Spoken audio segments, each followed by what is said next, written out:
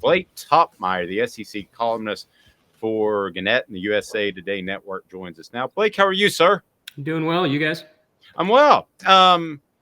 Let's turn to Alabama for a moment. And they hire a couple of coordinators, and just your initial thoughts on who they've restocked the cupboard with, because I thought there were some coaching issues at time last year as far as the way they approach teams and maybe some clutch situations. What did you think last year, and what do you think of the hires? Yeah, I thought it was time for a change at Alabama in the coordinator seats, but I think what these hires remind us of is that, in truth, Nick Saban wields no magic wand. I think in scenarios where a couple coordinator jobs come open, there's this belief that this is all part of Saban's grand plan, and he's going to go out and get these great cutting edge coordinators. The two top coordinators in the business, and the whole world is going to bend in whatever direction he wants. But in truth, this was not a dynasty that was built with magical powers. It was built by assembling the best rosters and developing those players into NFL talent. And Saban has made good hires over the years. You think about his hires of Lane Kiffin and Steve Sarkisian as his coordinators. Of course, Kirby Smart and Jeremy Pruitt had a lot of success as his defensive coordinators. But he hasn't gone out and rated the top sitting coordinators in college football or in the NFL in many or any instances. And so I think what he got here are a couple guys that make you think, okay, these could be good hires. They may not be. So many times with coordinators, we don't really know whether these hires are going to be a splash or a flop. Tommy Rees at Notre Dame, his offenses were kind of middling units. At Notre Dame, his talent level obviously is going to be higher at Alabama. I think this tells me that Alabama could go back into more of a pro-style, run-oriented direction. If you look at what Tommy Rees did at Notre Dame as your guide, tight ends, handing the ball off. Kevin Steele, familiar face that has bounced around the SEC time and again. People keep hiring him. I think he's well respected at what he does as a defensive coordinator. But again, this is not some cutting edge defensive coordinator, the brightest mind out there that was just waiting and ready to jump into Nick Saban's arms. This is someone Saban knows, whom he's worked with, felt comfortable with, a face of familiarity. But yeah, bottom line, I think it tells me, Alabama fans that thought, okay, replacing Bill O'Brien and in the defensive coordinator spots with a wave of the magic wand to get whoever you want. It's not as simple as that, even for Nick Saban. The Rees thing, was still, to me, that's kind of a yes man. I think that it's going to be Nick Saban's defense, as it to some extent always has been. But with the Rees hire, if you had a bet right now, is Alabama ahead of the curve or going back to a more physical style, or are they kind of grasping at straws a little bit? Because I don't see the Josh Heupel offenses of the world, the TCU offenses of the world slowing down anytime soon. No, and it never made sense to me, though, that Nick Saban was going to go in that direction. I think there was a certain segment of Alabama fans, for instance, that would have liked to have seen Jeff Lebby be the next offensive coordinator at Alabama. And I found that unlikely. I mean, Nick Saban has shown a willingness to evolve throughout his career. That's one of the things that's kept him on top of the sport for as long as he has. He's gone in more of a tempo, passing-oriented direction. But I never believed that Saban would go,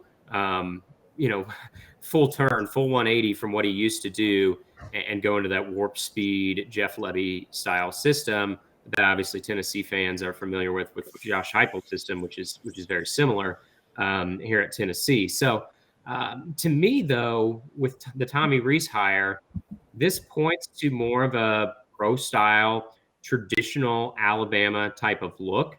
I think we heard actually Nick Saban kind of point to this throughout this past season. He talked about how, with Bryce Young, they got into really kind of a pass-happy type system. And of course, we all remember the RPOs galore that were sort of Alabama's bread and butter with Tua Tagovailoa and Mac Jones. They've been blessed with some really great college quarterbacks the last several runs here.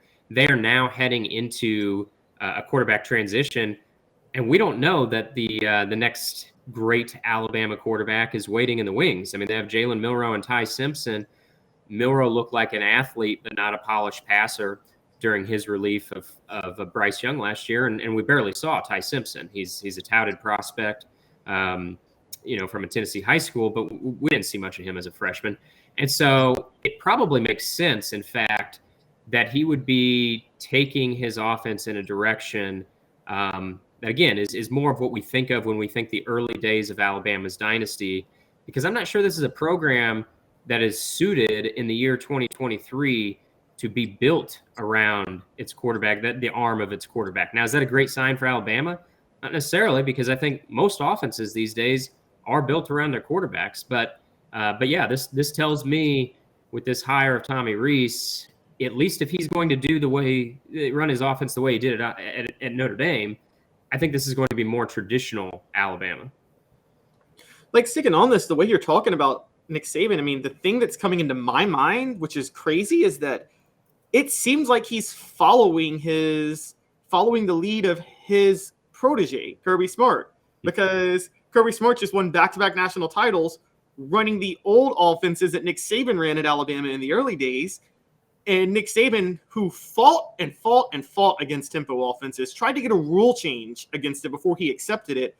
Does this seem like Nick Saban has decided, okay, well, if Kirby Smart can do it, I can do it, and I prefer this type of offense because he doesn't really like to think creatively on offense. That's not his bread and butter.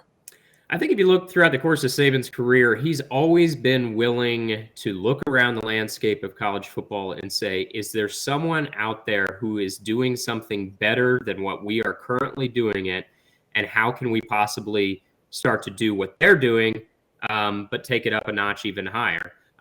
You go back to the tempo offenses. One of the reasons he finally caved was going up against Hugh Freeze in an RPO, more tempo style system that gave Alabama trouble. And so he finally, as you said, after he was unable to get the sport of college football to bend in the direction he wanted in terms of the rules surrounding tempo offenses, he finally said, okay, there's another offense out there that's doing it really well, that's giving my team trouble.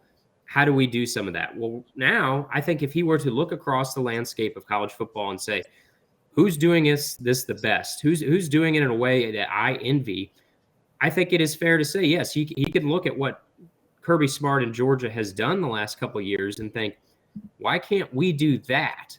Now, I would say it's not as simple as just a system change. I don't think bringing in Tommy Rees is going to make Alabama's offense leading the nation in scoring all of a sudden. I think the bigger issue is here, they lost one of, if not the best quarterbacks in college football from the past two seasons, Bryce Young, and there's no obvious heir waiting in the wings. Now, this also tells me that I don't think Alabama's putting all of its eggs in the Jalen Milroe basket. And I didn't think that before this coordinator hire, but I certainly do not think it now. I think if you were going to hire a coordinator to hire to Jalen to cater to Jalen Milroe's talents, abilities, and needs, I think you would hire someone who has a reputation for wide open system, a lot of quarterback runs, puts the quarterback in space. I don't know that that's what Tommy Rees is going to bring to Alabama, and so this tells me that Jalen Milroe may not be the guy for Alabama, which isn't necessarily a surprise. I always kind of think that Ty Simpson had a good chance of winning this job.